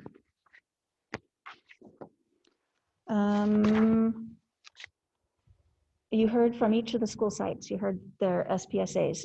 So if I were to boil that down, each site talked about a reading goal, they talked about a math goal, and they talked about a socio-emotional goal. I heard them talking about using data as a baseline and a tool to monitor their progress.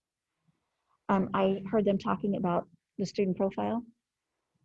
I heard them talking about intervention plans, using not only additional personnel, and additional time for intervention plans. I'll tell you what I didn't hear so much of was I didn't hear specific targeted, and I'll tell you, they wrote it in their SPSAs, but it didn't come out as their 2-minute elevator speech. I did not hear, here's how we're going to support our students with disabilities. Here's how, I did hear a little bit of conversation about, here's how we're going to support our English language learners from a couple of principals. Here's how we're going to support our different groups. I didn't hear so much of that, but I did definitely hear intervention plans, generally speaking. Did you hear anything more that you'd like to add to that?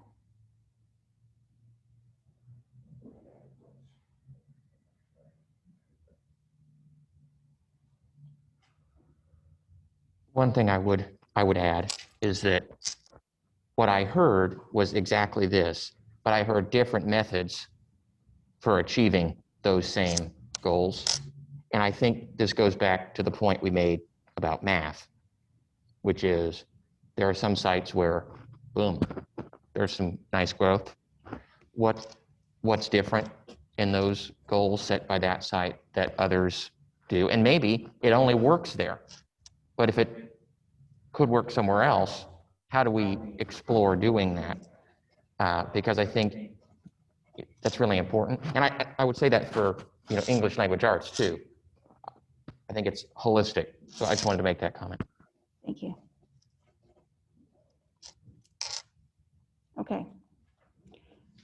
We've had some good dialogue so far. I wanted to show you some, as we were looking at this data, there's many of us involved in looking at these data points. We came to some similar conclusions, and we're able to draft some tentative LCAP goals that we wanted to run by you. So I'll run those by you now. We talked about goals similar to what we already have. It's the idea of academic achievement and those and supports. We currently have schools that are setting hard targets, and I added and action plans to meet their areas of greatest need. And we need to, again, we'll talk about goals and then we'll talk about strategies in just a moment. Another proposed goal is to continue with the socio-emotional supports. You heard many stakeholders talking about the importance of that. You can see a need for that support when you look at our California Healthy Kids Survey. And then the other thing that came up that is new that we might need to talk about is this engaging in innovative programs and pathways. We need to increase enrollment, that came up. We need to increase meaningful participation. So creating these innovative, engaging pathways that do get kids in inquiry-based learning, project-based learning, in programs like 4-H, FFA. That seems to be something that's emerging as a goal. I'm going to go ahead and move forward to some key strategies that we've identified, and then I'm going to come back and let's have some board dialogue around these goals. Some of the key strategies, and again, this is before this conversation, so there are several strategies that you've mentioned that I think that we need to reflect on. We talked about, Andrew, you talked about, differences in sites and sites sharing best practices to talk about what works and what doesn't work. The alignment and calibration work that we have been doing includes the concept of, we determine the standards that we're going to teach, and we build performance tasks to assess those. And then we have conversations across grade levels, across sites, and we say, okay, how did your students perform on this? And we have some criteria. These students are clearly able to do this. These students are missing this aspect. And we have those conversations, and then we say, okay, teacher from Lemoncrest, your kids really got this. Please tell me how you did that. And these are conversations that happen across the entire district by grade level. So just exactly to your point.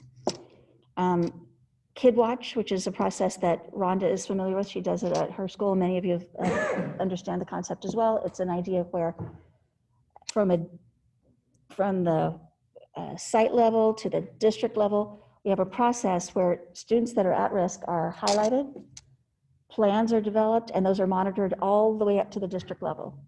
So as a teacher is aware of all the students that are at risk and why and what interventions have been put in place. The principal is aware of all the students that are, we call them at promise now. The students that are at promise, they understand they know what interventions are put in place. They are supporting those interventions with site resources. From a district level, I know, Kelly knows, PPS, special ed, we all know the students that are at risk, what interventions are being put in place, and then we can allocate district resources to help that process. And we have conversations in all of cabinet, everybody involved in the learning process. We have conversations around, look, here are the students, here are the supports we've been able to provide, here's the growth or lack thereof, what do we need to change? So it's that idea of this double loop learning, right? So we're getting that information to figure out what kind of supports we need to push down. And right now we don't have a system like that. We have some ideas about bringing some we know that we know our enrollment is low in kindergarten. A lot of our students aren't going to kindergarten. They're going to come into our first grade classes, some of them never being in class a single day. Whereas other students that went to preschool and kindergarten will be writing. So we know that there's going to be a need for some additional support. So we're talking about bringing some intervention teachers on, targeting that early, doing some primary early intervention, and really supporting those students during the class days, supporting teachers, just like the input said, supporting teachers to support students. And then, as we mentioned, a long-term goal within the next 3 years is to talk about what equitable grading looks like, talk about what our report cards should look like if we're engaging in equitable grading practices. Socio-emotional supports, we're talking about maintaining those school counselors and the behavior team and the mental health specialist. And then just that tier 1 socio-emotional learning at every school site, every classroom, every day. And then some ideas around those engaging pathways, or you heard principals talking about Project Lead the Way. Those pathways, Project Lead the Way is engineering and medical science, things that get kids interested in engaging that hands-on inquiry. So shifting our instructional practices from tons of paper pencil homework to really digging in with their and getting involved in something that interests them, is relevant to them. For a 4-H to FFA pathway has been mentioned by one of our school sites. You heard Keith at Lemoncrest talking about project-based learning. You know that TDS is involved in design thinking. And then I was talking in my last presentation about expanding our HomePlex options so that students that are in HomePlex might also be a distance learning student where they're full distance learning, or they might also be a hybrid student where they're coming to school some days and staying at home some days. We're offering them some different opportunities, all of which would increase enrollment and provide some more engagement for our students. Okay, so those are some key strategies that we've brainstormed.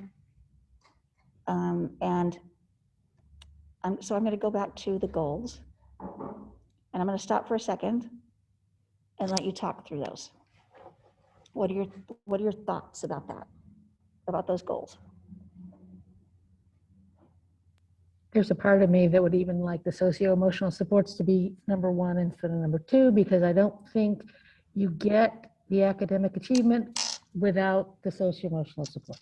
There are some of these kids that are, you can't learn when you're upset, depressed, scared, all those things. So I'm not saying we need to move it. I'm just saying we need to make sure we focus on it. Mm-hmm. That's just my thought. Thank you. Building on that, we're going to see an increase as the kids are going back to school in that need as well. So we need to make sure we're targeting those, or we're going to see it right away as we're moving back in now.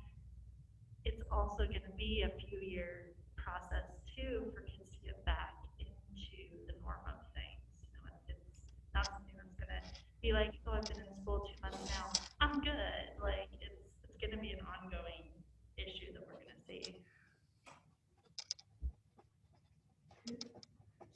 Kelly, you're taking these, are you writing these notes too? Okay, thank you. Just a quick question about absentees. The absentees, did anyone look at any of those kids who were bus riders and now have no bus riding, no transportation available?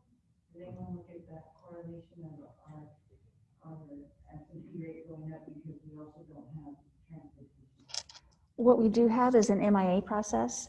It's a rigorous MIA process so that if a student has missed a certain amount of time for school or not turned in assignments for a certain amount of time, the teacher engages in a process, then the principal engages in a process, the office clerks, there's a whole, and the counselors, and then eventually it's referred to Patty Fernandez.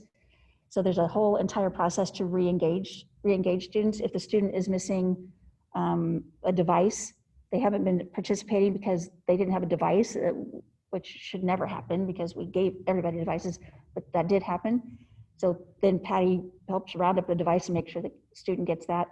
We had a family that was, struggling between moving from one to, traveling and moving around. And so we were able to get that student McKinney-Vento status, in other words, homeless status, which means that the student can go to any school that the parent wants.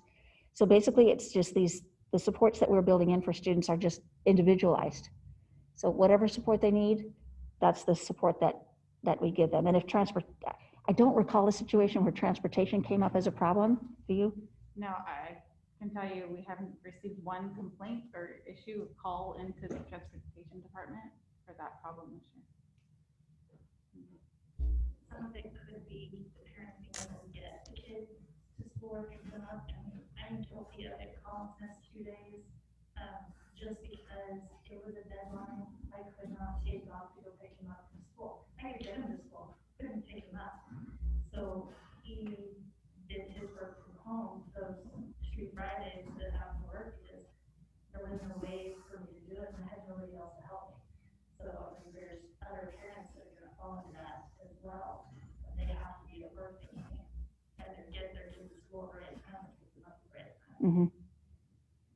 Yeah, and we're hopeful that our ESS program can help backfill some of those. Our fee structure will go back when we go back full time, and it'll be more affordable to parents. And we're hopeful that our ESS, unlike any other ESS in the county, provides a per hour. They bill by the hour, so a family could say, like you, I'm going to need some help. And prior to COVID, we were ESS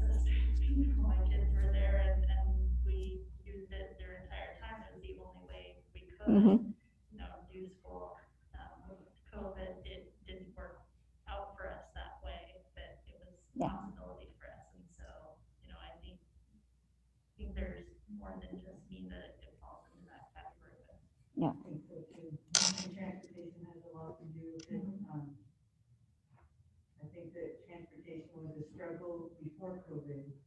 I think and we all know, we sit on the school, transportation is always an issue of being underfunded. So I think it was a problem before COVID that, as the routes get smaller and tighter and, more miles from school, I think that. Yeah, I think we should, we can look at that Mhm, for and see if sure. we can dig through the absentee number and see if transportation was an issue. We'll remind the board that we all, even pre-COVID, we only had, what was it, I think it was 7% of our students were utilizing our buses. So it's not a big, but some of them may be in there, so we'll want to pull that out. And if you think about that, 7% of our students were transported. Over 27% of our middle school students said that they were actively engaged in school. So if we put a theory of action together, we might say, if we provide more engaging instruction for our students, they'll be more inclined to show up for school so that our chronic absenteeism rates would go down. And that would be the theory of action we could put in place. Try it out. Our LCAP is a fluid document, so if we try it out for an amount of time and that doesn't work, I mean, then the following year, we look at our data and say, okay, we've got to try something different. Okay, any more conversation about the goals? Thank you. I do. I have a couple things. I hate to drill down on some of the words, but I'm a definitions guy, so I like to understand. So when we say we're setting hard targets, I guess my question is, we're setting hard targets. Let's say we don't meet them. How do we address that? How do we change it for the next time? How do we measure that? And maybe that's in the strategies section. But I'm just throwing it out there because, I want us to set, I love the idea of, oh, let's set a hard goal.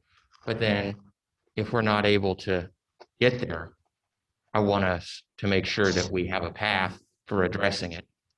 And then the other question I have is, when we talk about areas of greatest need, I know that that's site-specific generally, because each site has their own specific need. How are we identifying that? Because I think it'll be different for everyone. And how are we measuring our success there? So those are some things that I'm thinking about. And those are probably more strategy related, but as far as definitions are concerned, that's sort of my view. Okay. And then just the last couple Is things it is, input or a question? Sorry, go ahead. this is more input or just, it's input, I guess, just my observation from what I've heard. We've talked about career pathways. We've talked about, engaging instruction, which something that I have been curious about has always been civics and that and that could fit into the social studies curriculum that was talked about at one point. Previously to this, we had a great experience with the advanced math discussion that we had a while back. So hopefully we can incorporate some of that discussion we had in that committee to fit into our achievement supports. And then, Andrew, can you say a little bit more about that? you remember the committee? We had this advanced math committee where we talked about what happened at different sites. And I know that there was a discussion about, I'm trying to recall the exact terms because I don't want to mess it up.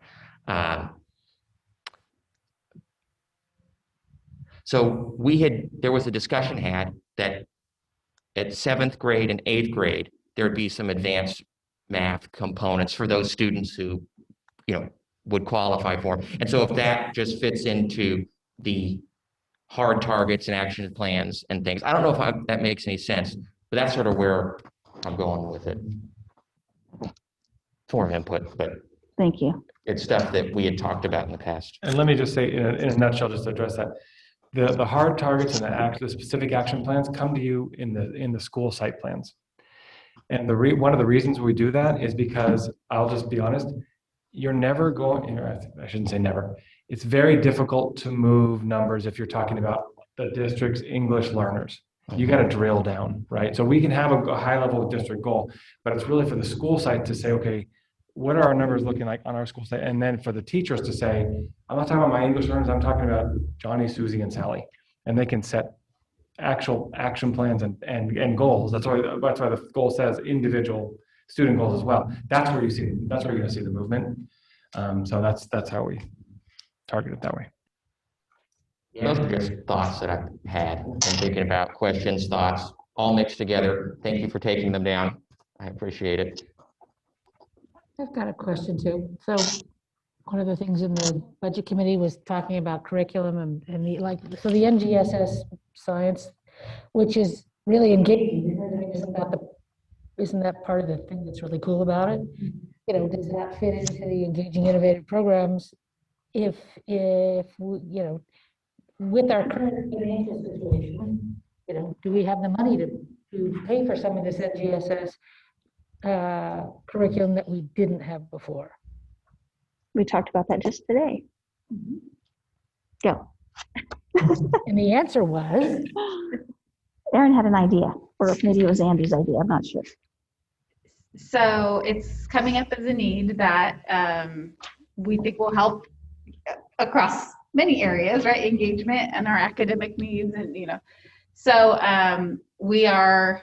I'm not going to promise anything, but we are looking at ways that maybe we can make that happen over these next 3 years. I don't know exactly when or how, but we have this influx of federal funds, and if we use it in a strategic way, perhaps we could free up some money to be able to purchase this curriculum sometime in the next couple of years. So we are looking for that. So we're going to try. I'm not sure we'll be able to do it for sure, but we're definitely going to look at it because everything that we've done so far with the LCAP is showing that there's definitely a need for that right now. And not only the engagement, but also the request to support teachers to support students. It would be really cool if we could do that. I guess just the last thing for the engaging in programs and pathways. And I think I've told basically everybody in this room about, my passion for ensuring that our students can be exposed to career opportunities that fit our community. And so I've been working with our Chamber of Commerce on some of this, but I'd love for us over the next couple of years to think about that more. So I think this fits that for sure. But just having the how discussion, definitely excited. Quick question. So I know you talked about the FFA and 4-H. And it's at Lakeside Middle School. So is there any way to do crossover, like some from TDS to be part of 4-H or FFA? It's not 4-H yet. It's FFA at Lakeside Middle. Is there any way for someone as a student that's at TDS to cross over and do that program? That's a good question. That's a really good question. Have to have that program and it costs money, you're gonna have to, you have to have somebody in charge of the program. And I don't know, I just think that that's just a way that when you do these programs that we have it campus, specialized campuses like at TDS has something that maybe someone at Lakeside Middle School would want to go to. There are ways to do some kind of crossover so they can get credited to parents for doing I think that's definitely worth thinking about for sure. I do too. Yeah. I think it's that flexible, innovative kind of thinking that I think we need to think about not only 3 or 4 years from now, but 5 or 10 years from now, when parents are going to want more and more customization, more and more flexibility, and this brick and mortar idea of schools starts to get a little more blurry. And so I think that it's wise of us to think in the future and to think about things like how can we be more flexible? How can we meet more of those needs by using some of the things that we've learned through COVID times? Like, I mean, conceivably a student could be sitting over at TDS and be zooming in and taking a class. I mean, we've learned a few things recently. So I think that's a great idea. I just know that 4-H and FFA are huge. I just know what it's done for my niece. My niece knows a lot of stuff. I mean, I'm totally always amazed at all the things that she knows, and it's all from 4-H and FFA.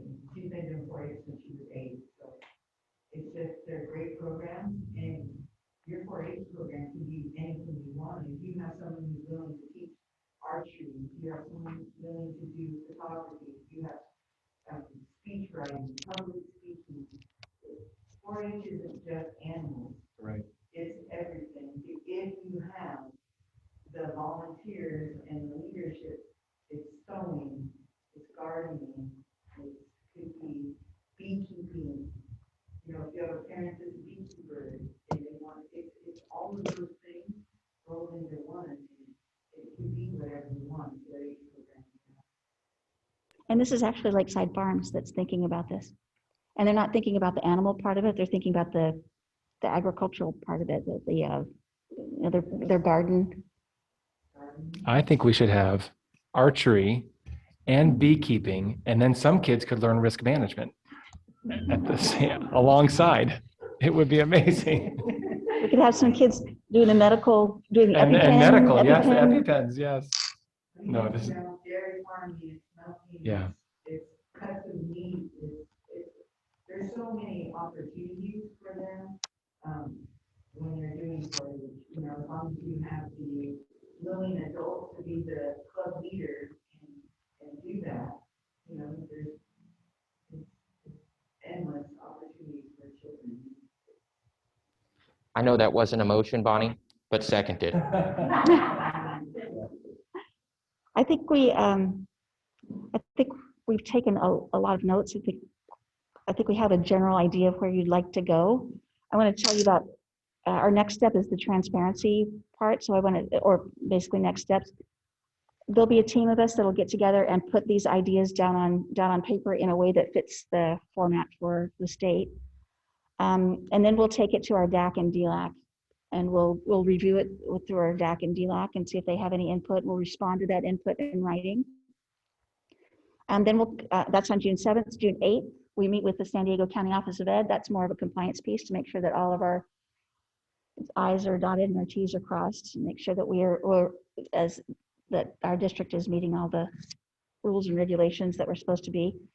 And then we'll come to a public hearing on June 17th, and we'll take feedback at the public hearing, and then we'll revise based on DAC and DLAC, what the County Office of Ed gave us, the public hearing.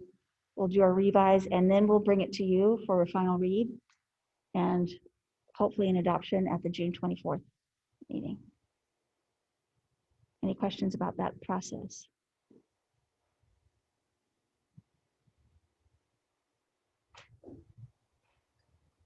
Anything else that anybody would like to add?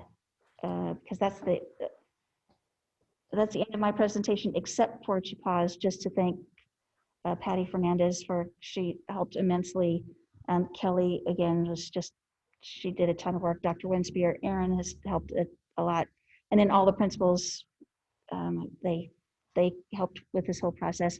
And even Andy helped a little bit.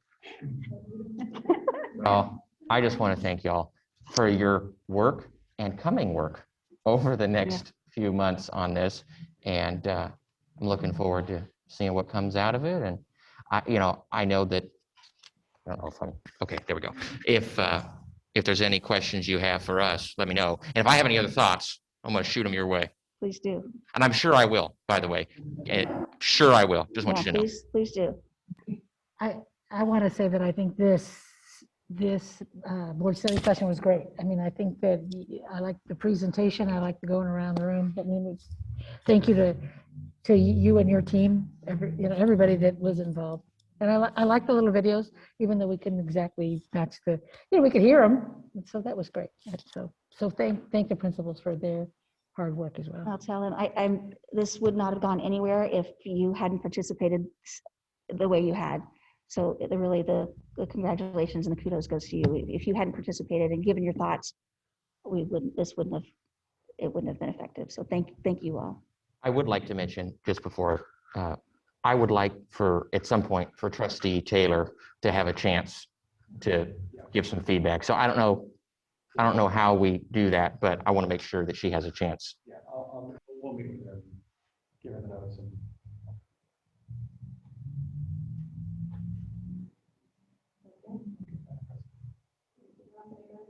Anything else from anybody? Well, then this meeting is adjourned. Thank you to everyone, because it was a great meeting, I thought. Thank you, everyone. Thank you, Kim. Appreciate you. We do have two